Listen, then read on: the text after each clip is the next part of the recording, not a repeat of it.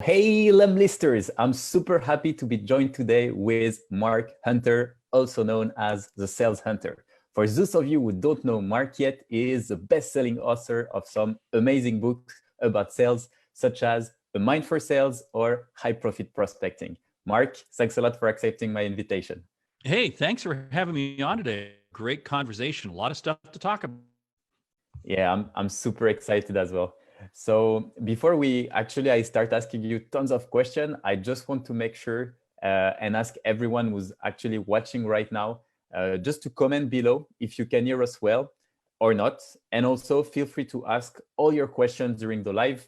Vuk from my team will actually take the best question and send them directly to me so I can ask them to Mark as well, and we can make this more interactive. So Mark, we're facing currently actually like a global crisis with coronavirus all around. And I was wondering if we could share with us, your point of view when it comes to whether or not people, should keep doing sales prospection or not. First of all, we're through this. We are going to get through this. We're all going to be just fine. I do believe you can still be selling out there because I believe that for one simple reason. If you have the ability to help somebody, then you do need to reach out to them. Sure, there are some industries, there are some areas that no, you kind of need to stay away from. Totally understand that. That's the right thing to do because they're too caught up in other situations, in the situation, at large. But many other industries are doing great. And if you really think about it, business is business, but business is really people. So we still have to be reaching out, just like we're doing here today. Communication and selling really do go hand in hand. So there's no reason to step back. You just want to do two things. And that's what I tell people. Listen to their backstory. Everybody has a backstory as to how this is impacting them. Listen to it, take the time. And as you do that, don't be tone deaf. Don't pass judgment. Use a lot of empathy. And I think really what it's about creating a genuine relationship. I'm finding salespeople having great conversations right now. Just take the time to listen. That's awesome. Love your insight. I think it's actually like the way you put it right now. I see it as actually a huge opportunity for a lot of people to kind of rethink also their strategy when it comes to sales. I've seen a lot of people, like trying to be a bit too pushy when you're talking sales. However, the way you put it is about like building relationship, and I think like it's a super nice approach. Yeah, I'll add a couple points in because here's something that I'm telling all of my clients. First of all, keep it very simple for clients to do business with you. If what you sell is something complex and they got to get other people involved, it's going to take a lot longer to get it done just because everybody's working from home or most people are working from home. Two, if you can just keep it simple and realize that more than ever, you may not be able to close the deal to now. You may not be able to close the deal today, but what you're doing is you're earning the right, the privilege, the honor, and the respect to keep the relationship moving forward. And I found if you show a tremendous amount of respect to people right now, it will be rewarded to you when they do start making business decisions. So this is a great time to be out there selling because I think what it's also going to do, the fake sellers, just like who want to jam they're gone. They're gone because they can't stand the heat that's going on out there.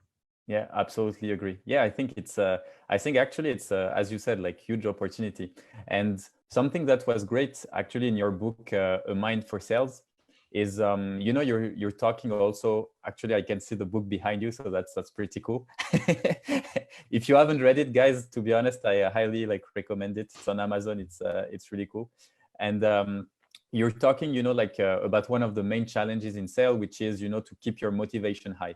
So during like the tough times like this one or challenging time, you're at some point approaching something that's called the success cycle approach, and that can help you, feel really like re-energized. And do you think you could elaborate a bit on that part or explain what you mean by this success cycle approach?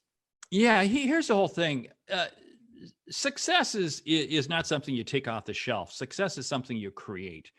And it's created through a number of different things. It's created, first of all, by your mind and the motivation and the communication and your application. And it just becomes kind of a cycle process. And what I find is success is not a destination, but success is a journey. Okay, that's an old cliche. I get that. But here's what I find. And I was just on a call about an hour ago with a company, and it was great call. Why? Because people are engaged. I've had other emails and other conversations with people the same way, and they care about people. You see, what they're doing is it's the communication, the application, the motivation becomes the success. But then there's other times that I've been on the phone or been on conference calls with people, and oh, they're down. And what does it do? It pulls the energy out of the room. And right now, all you have to do is click on any news site, and wow, you can go negative pretty quickly, right? I mean, right? I mean, that's true. That's true. And so you have to be seen as the person who's putting energy into the room, into the conversation. Now, what I always tell people, don't expect others to motivate you. No, you have to be able to motivate yourself. And you motivate yourself by having the outlook that says, hey, you know what? I can help this person. I'm going to help this person. I know, and I'm going to help this person by listening to them. I'm going to help this person by allowing them to see that I'm authentic. And again, this is a real key about having a mind for sales. It's about being authentic and doing it with integrity, because you respect the person. You understand where they're coming from. And then what happens is success just naturally arises. I've been amazed at the number of salespeople I've talked to, and I've had it in my own company. You know, I've lost business over the last three weeks, a lot of business, but I've also picked up business. I've picked up other business because I'm going into it with the mindset of saying there's opportunities there. There are things that I can be doing a little bit differently. And that is, in my book, that's what success is all about. Success is finding the opportunity, wherever it is, in finding a way to leverage it. And when you do that, it's amazing how you create more success. And let's not kid ourselves. Success creates success. Yeah, love it. Absolutely. I think it's really about like having also, like a lot of people talk, about this compound effect. So the more you do things that are going to bring more and more value, if you're true to yourself, keep bringing value, you're going to see more success, and more success will come. 100% agree. So yeah, it never think that you're out of the race. Here's what I tell people right now. You may feel like you're in a valley. You know what? The valleys are never as low as you think they are, just as the mountaintops are never as high as you think they are. But what's very interesting is sometimes what happens is you have to get down to the valley. I had this happen to me just yesterday with a client I was working with. And I go, oh man, I missed it. I missed seeing a situation going on in their company. But then what happened was it kind of pushed me to step back. Then I saw, whoa, here's another big, and I was able to come into them and share with them, and they go, wow, that's brilliant. That's great. Yeah. You see, that's the whole piece. Can you share the exact example, or is it confidential? Well, I really can't. Well, let's just say that this client was losing a big piece of business. Okay. They were going to lose a big piece of business. And it was because, unfortunately, we failed to look at something. Okay. And no, it wasn't my fault, but I take ownership. I don't pass blame. Yeah. So I looked at this and I go, wow. And okay, that business might be lost, but it might not be lost. And in looking at some different things, what we found was, no, the business wasn't lost to what we thought it was going to be. And B, we actually found some new opportunities. Nice. So this is the whole thing, that right now is your opportunity to look at everything. Look at everything you're doing. And not as an item, I got to protect it. Well, yeah, you want to protect it, but how do I build on it? How do I build on it? Awesome. No, that's really great. But so far, you mentioned like I think it's a great time for opportunities where you can always like, even though you will feel down sometimes, you can really build like a success cycle approach, being true to yourself, listen to people, try to bring value to your prospect, and it actually leads to my other question, because for those who don't know you, I mean, I've made like a short intro, but Mark has been really like helping tons of highly successful companies in the US really like grow their sales experience, and he knows a lot about sales process. And for me, what's super interesting is to understand for you what are the key characteristics and stage in a sales process. So we're going one step further, but yeah. Oh, let me stop. We could spend 3 hours right there, but here's two things you have to understand. What are the outcomes that you create? Now, it's not what you sell. It's the outcomes you create. Okay. So you really got to make a list. What are all the outcomes you create? And then from that, you begin to look at who are your current customers. Okay. And you develop what I call the ICP, the ideal customer profile. And when I begin to develop what is my ICP, then I can begin to determine, okay, this is what my messaging is going to look like. This is what now, and here's the whole key thing. It is so easy for salespeople, and this is why it's so important to have a process. It is so easy for salespeople to get sideways. What do I mean by get sideways? Well, somebody shows a little bit of interest and they suddenly think, oh, wow, that's my next big customer. But if they looked at that person who demonstrated interest, they don't even come close to lining up to their ideal customer profile. Yeah. Because what I say is, if the prospect doesn't line up to at least 70 or 80% of the profile of your ICP, you really don't want to spend time with them. Okay. Yeah. Because what'll happen is you'll wind up spending time with people who you can't close. Okay. There's a line I like to use. You can't take a Walmart shopper and make them a Nordstrom customer. You see? Yeah. So, true.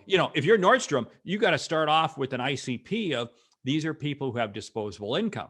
Mm-hmm. If you're Walmart, you got to start off with an ICP. So know the lane that you play in and stay there. That's the single biggest challenge salespeople have. Yeah, I think it's really great, like because a lot of people would focus, and go straight to like different steps, etc. But I think like the basic, I mean the first step, like the strong foundation of every business is to know your customers, and from that, try to see where they see the value, and really like what you mentioned about staying, with the same type of customers is essential, because as you said, I think it's super easy. And me, the first, like I remember when we launched lemlist, actually, it's I decided to start testing a new offer, and I contacted like companies in the Silicon Valley, like really like enterprise type of companies. I had like 5 or 6 meetings, so I was like, oh, that's amazing, we're gonna close those really big companies, but we were like really early days. And then in the end, they started asking us for so many like security questions, etc., that we couldn't manage. And I wasted like so much time doing this, and I was like, shit, like I should have focused really on my target customers and go away from that. Yeah, because see, what you did was wow, they took your meeting, but you couldn't deliver the outcome. See, definitely, and that's so key. And this is where young companies, new companies, get really messed up. Yeah, very true. Because they want to chase anything. Going after enterprise too early, definitely. Yeah. So there's also another book that you wrote, and I really like it as well, is High Profit Prospecting. At some point, you're talking about trading the cold calling to something that you call informed calling. Can you explain maybe to our listener, what you mean by that? Yeah, and this really comes into play right now, especially really because of the situation we're in right now. There really is no reason to do cold calling if you think about it, because there's so much information out there on the internet. Now, what do I mean by informed? Now, I'm not saying that, I can only call you if I know you. No.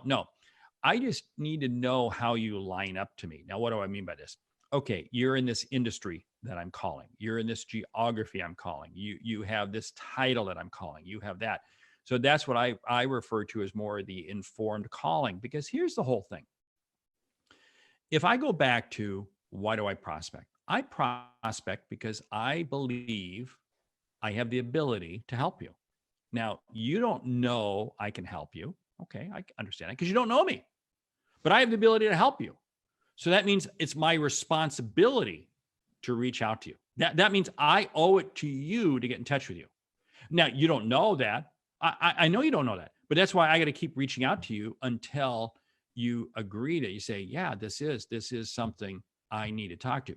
So when I say the informed calling, what I'm doing is I'm cold calling. I mean, who wakes up in the morning and says, "Oh man, I want to go make 1,000 cold calls"? Yeah. You really have to be a strange individual. Yeah, But when definitely. I say I'm informed calling Mhm. and I'm calling this particular industry, I'm calling these particular people within that industry, Okay. hmm, Yeah. so, becomes a I lot think more it's amenable. yeah, it's definitely interesting the way you framed it, because I think it goes also with your other book, like A Mind for Sales, about staying motivated. Because agree 100% on that point. If you wake up in the morning and you have like 80 cold calls to do, and you're like, oh, I'm gonna die, like at the end of the week, I'm just gonna die. I don't want to hit my quota because it doesn't make sense. Whereas if you know that you're on a mission to help people and you truly believe in what you do, then everything becomes different. And as you said, like researching the people, researching the industry is definitely like a great way. Do you have like maybe a good example of a specific industry, or how would you call inform call someone from an industry, just to give an Yeah. Okay. For example? instance, I do a lot of work in the labor industry, the staffing industry. Mm-hmm. So what I tell salespeople is, okay, what are the outcomes you create? Okay, I can help supply you with the people to keep your manufacturing facility running. Okay, so that's good. Okay, and where can you supply them? So I begin looking at the geography. I begin looking at the types of companies. So the types of companies generally have to have at least 100 people or more. Okay, so then I begin to narrow my search down, and I say, well, wait a minute, industry. Well, is it warehousing or is it manufacturing? Well, maybe it's both. Okay, so maybe what I'll do is I'm going to spend just Monday and Tuesday making prospecting calls to warehousing companies that have 100 or more employees. Now, this is what's interesting. I may make 100 calls, we'll say. I might have 3 or 4 conversations. But because I'm focused just on warehousing, now what I'm doing is I'm learning some insights. Okay, now the next couple of days, I might do work with the manufacturing. So what do I do? And what happens is when you boil it down, when you come together, because again, the same thing applies with a lot of SaaS. I do a lot of work with SaaS companies, Mm-hmm. and they're selling a software. And I say, focus on a specific industry for this week. Focus on a specific job title. Focus on a specific. And what's interesting is the customers actually educate you. Yeah. All you have to do is sit there and ask questions and just listen. And it's amazing how they will educate you. And what exactly, for example, from education that you would get from your customers? Because I get that point. I think it's like super interesting to keep adapting kind of the way you talk to people based on the different relationship you're building or what you're learning on the market. I think like there are very few people who are actually doing this right. So it's super interesting. But what exactly or how exactly would you adapt? Like, can you give a specific example maybe? Sure. Well, so for instance, we'll say that I sell software, okay, Mm-hmm. and and we'll say it's cybersecurity, okay, Yeah. and I'm selling into a certain type of company. We'll just say it's the retail industry, okay, Mm-hmm. and there might be some regulation changes. So I might ask somebody, hey, how is that Mm. regulation going to impact you? Oh, well, here's what we're going to do. Oh, so guess what I'm learning? Oh, can you give me and one of the things that I love to do, I might get a prospect on the phone and I'm just going to ask them one simple question. How are you handling the regulatory changes? And they might share. And then whatever they share, oh, that's interesting. Share with me another example as to how that works, or uh, what else is that going to impact? How you just always constantly just keep asking another question. And here's what I Mm-hmm. found, especially right now, salespeople are having really good conversations with customers and prospects. Why? because everybody's sitting at home, right?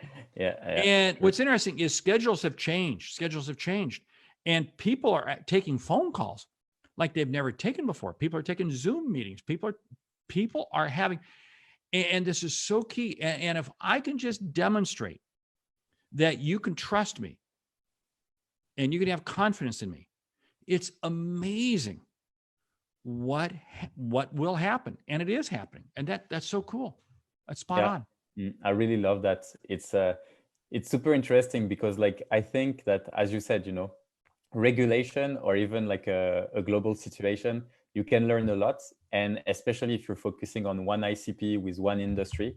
And actually, like, yeah, you could go even one step further and leverage what you learn from one prospect. And when you get to another meeting, just tell them like, is this based on your question, is it impacting also your HR department? Yeah. Oh yeah. Okay. Yeah. I asked another company and they told me exactly the same. Right. And okay. So what happens is they think you're brilliant. Yeah, they exactly. think you are from their industry. Okay. Yeah. And you're like perceived as someone that is an expert in the industry. And yeah. And that does two things. One, it helps the prospect or the customer to feel more confident in you.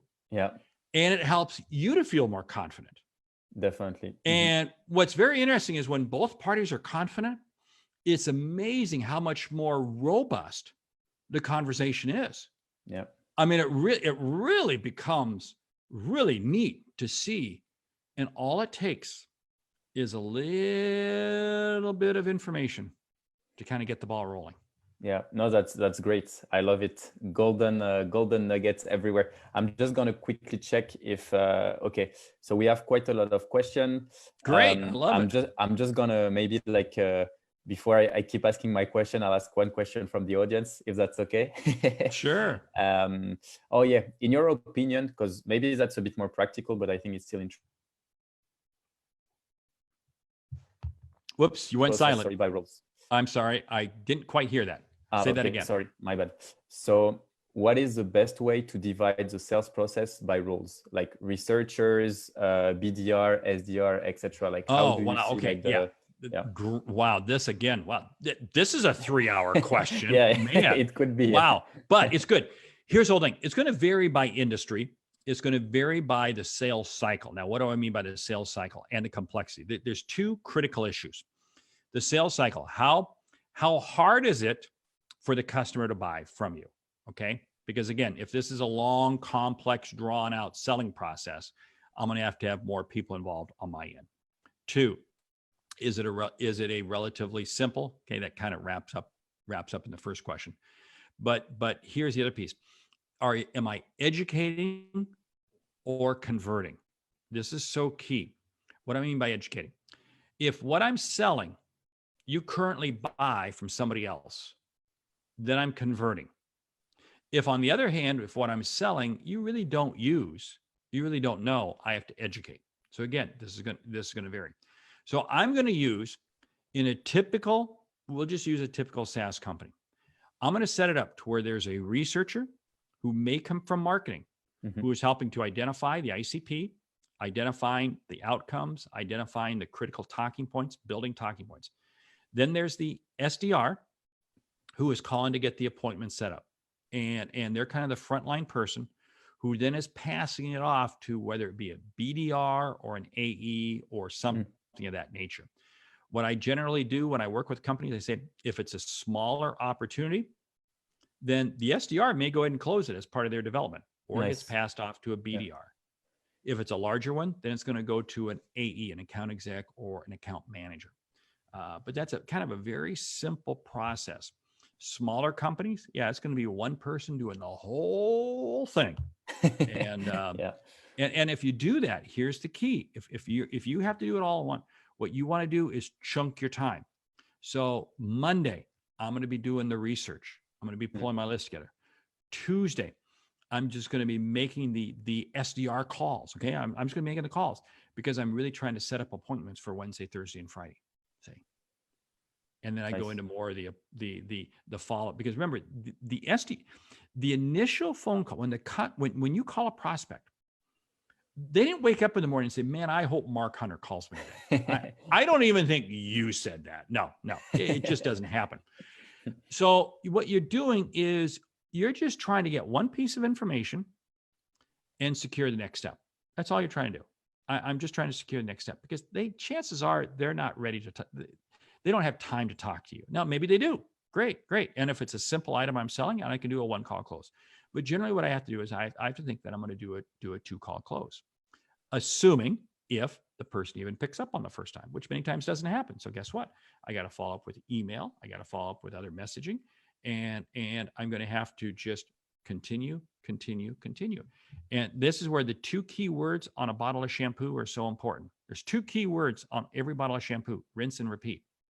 Rinse and repeat. Right? Nice. Now the rinse is a different message. I can't keep coming at you with the same message, but repeat. Yeah. Repeat. I got to keep coming at you. I got to keep coming at you. Money is in the follow-up, as we said. Oh, money's in the follow-up. That's, boy, I tell you what, more money is lost because of poor follow-up. Yes. Yes. And talking about like money, that is lost. What would you say are some typical mistakes people make, that allow funnel leaks? So we see a lot of, like you start with a strong pipeline that, for example, your researcher has built, and then at the end you have like very low conversion rate. So I'd love to discuss also that, even though I know it's a huge topic, but no, this is that. I tell you what, it is so real. What happens is we don't follow up in a timely manner and create enough value and really create enough urgency. Speed sells. I can't stress that enough. Speed sells. So how would you do it? Yeah. Okay. What I want to do is I want to get, we'll say I call you on the phone, and all I want to do is learn one piece of information, and you agree, hey, I'll come back in a couple of days and we'll meet at 10 o'clock. Great. I'll send you a meeting invite. What I'm going to do is immediately I'm going to send you an email after I get done. Hey, you mentioned this. Share me some, can you give me a little more insight on it? You see, I'm going to engage you even before the call. Nice. Yeah. And then what I'm going to do is I might say, yeah, I've got some additional information because here's the whole thing. By the time the meeting comes around, you might be busy. What do I really want to meet with this guy? But what's interesting is you're going to pop a note. You're going to leave them a voicemail. You're going to send them a text. Hey, I got additional information regarding this. Oh, wow. I guess I better be there. And because the whole key thing is you got to bring new value, additional value with each step. And the way I drive that home is I create a sense of urgency. SaaS. We'll just stick with software. Yeah. I mean, I love this arena because here's the whole thing.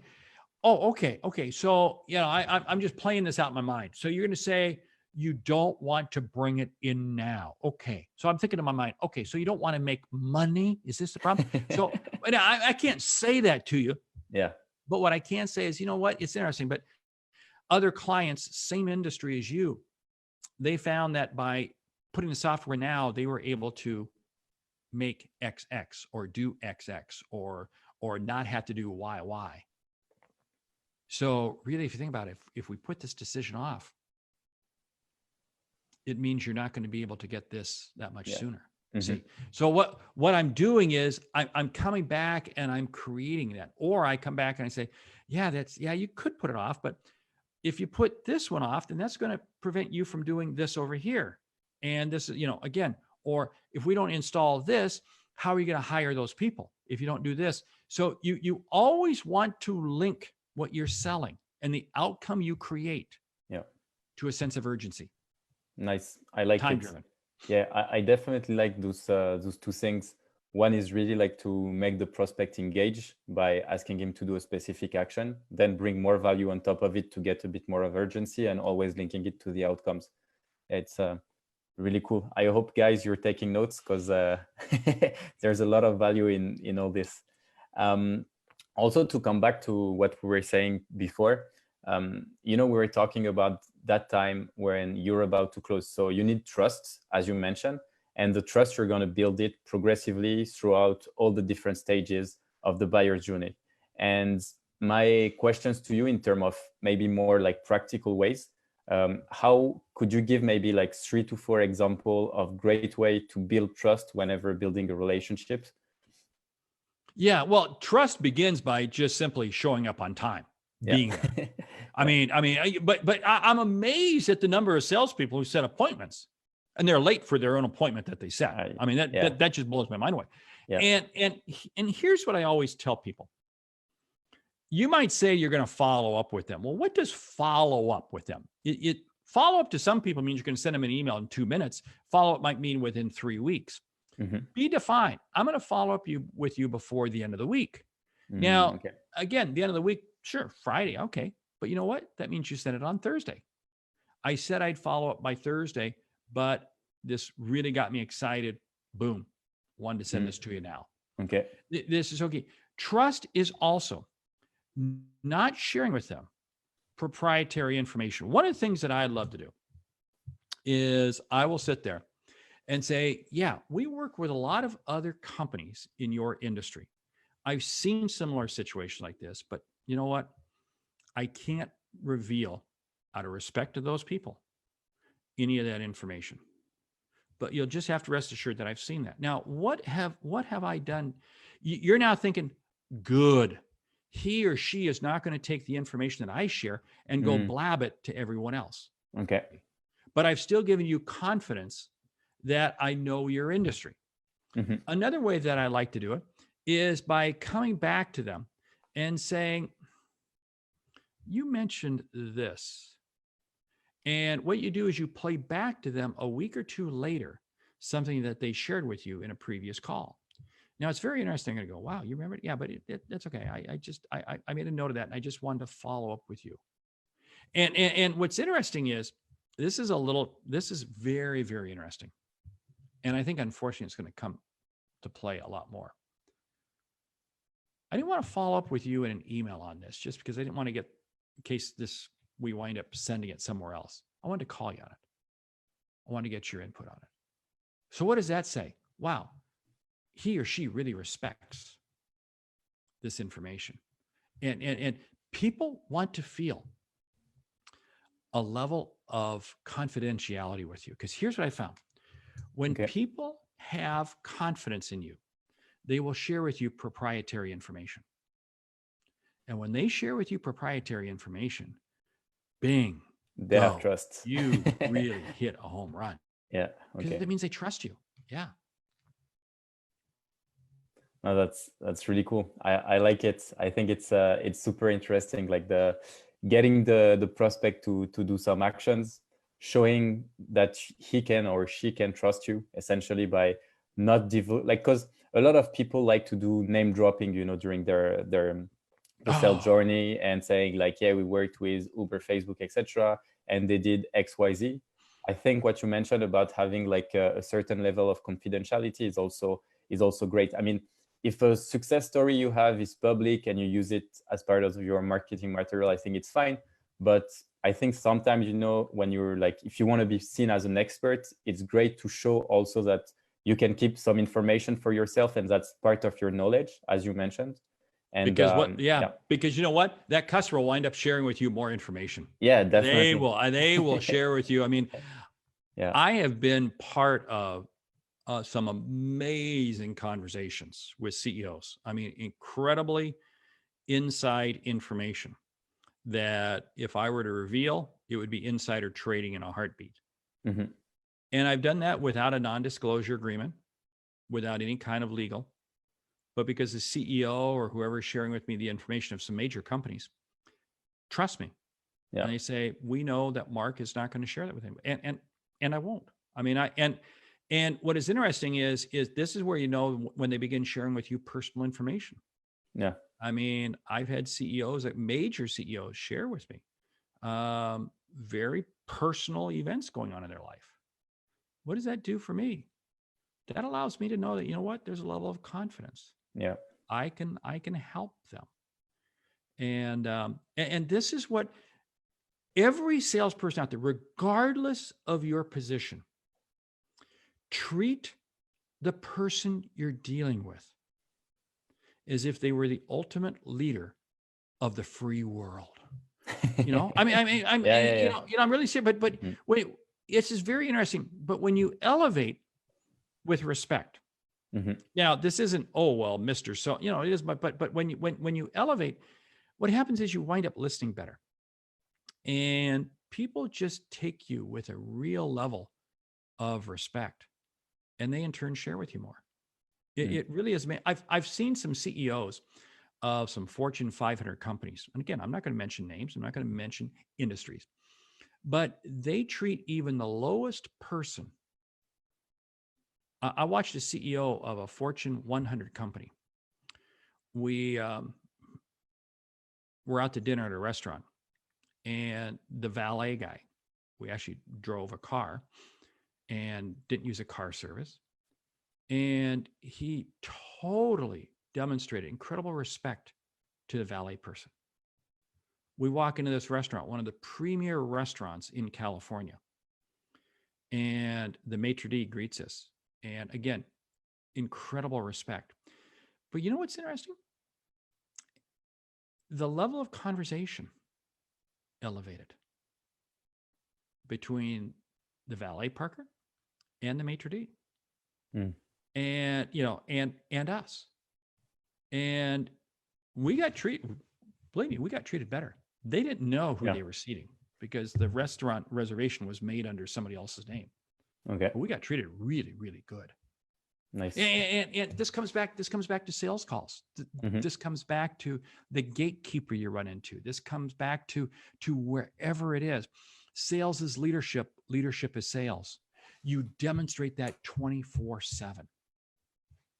Yeah. Yeah, I think it's no, but you're definitely right. Because for me, sales is so much more than, just a specific, position in a company. It's also about like who you are, the way you behave. Because you're gonna have like sales for me is all about relationships. I think we've kind of cleared that point. And relationship, you're gonna have relationship in pretty much any part of your life, any aspect of your life.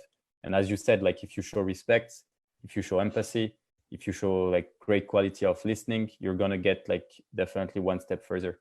And for me, like on that specific part, yeah, everything is recorded, so that's pretty cool. We're gonna be able, to rewatch it and everything. But it's really interesting to see how in a relationship, you're gonna provide value, but you can also have the other person do some actions and not push them, but like encourage them to do some action in order for the relationship to elevate. It goes from the first meeting where you have to be on time up to the follow-up you're making when you set up a deadline. Clear deadlines is super important. And even going, as you said, I think it's actually like really cool way, like because initially, like I've heard it a lot, setting clear deadlines. So for example, we have a call, then I'm telling you, okay, I'm going to follow up within either X days or 2 hours.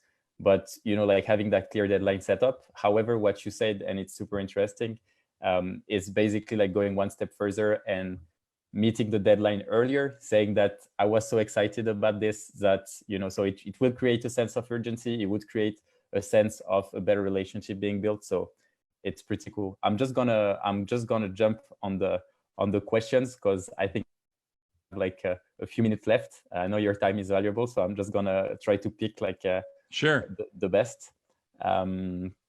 So essentially, like yeah, one guy is interesting question. It's more from the beginning, but I think it's so essential. So he's asking about ICPs. According to you, like how many ICPs should you get? Because you can have many. Yeah. I like to have no more than 4 or 5 ICPs. Now, here's the whole thing, because if you get too many ICPs, you can't become the master of any one of them. So I'll say that I may have 4 or 5 ICPs, and within each ICP, I'm going to have a slightly different selling process. I'm going to have a different, because with this ICP, it might be a senior level person, so I can only reach out to them once a week. This ICP might be more of a user, mid-level, lower level in a company. I can reach out to them every other day. So my ICP, and if you begin to really think about the outcomes you create and so forth, you can really begin to I don't want to say bucketize them, although that's a technical term. Yeah. But you're trying to classify them, because otherwise it just becomes so unwieldy. I watched a company one time I was working with, and they must have had 25 or 30 different ICPs. Wow. And they really thought they were great. Yeah. But then when I looked at their close ratio, it was terrible. They couldn't close. Well, yeah, because they were shotgunning all over the place. And that's not gonna help. That's not gonna get you anywhere. Yeah, definitely. I think like what you mentioned also with the buckets is important, because obviously within your ICP, you want to focus on the one that are also bringing the most revenue to the company, and have like a different sales process for them as well, because obviously if they bring more revenue, it's going to be potentially longer sales process, or at least different sales process with more gatekeepers, etc. So that's right. That's pretty interesting. So another question, the funnel leaks. So yeah, what kind of mistakes have you seen from people doing quite often when it comes to funnel leaks? Whoops, you're breaking up again. What? Sorry, I was talking about the leaks in your funnel. Yeah. I think the biggest leaks is not following up fast enough, Okay. and allowing things to go aside. And then the other mistake is keeping stuff in there that doesn't line up.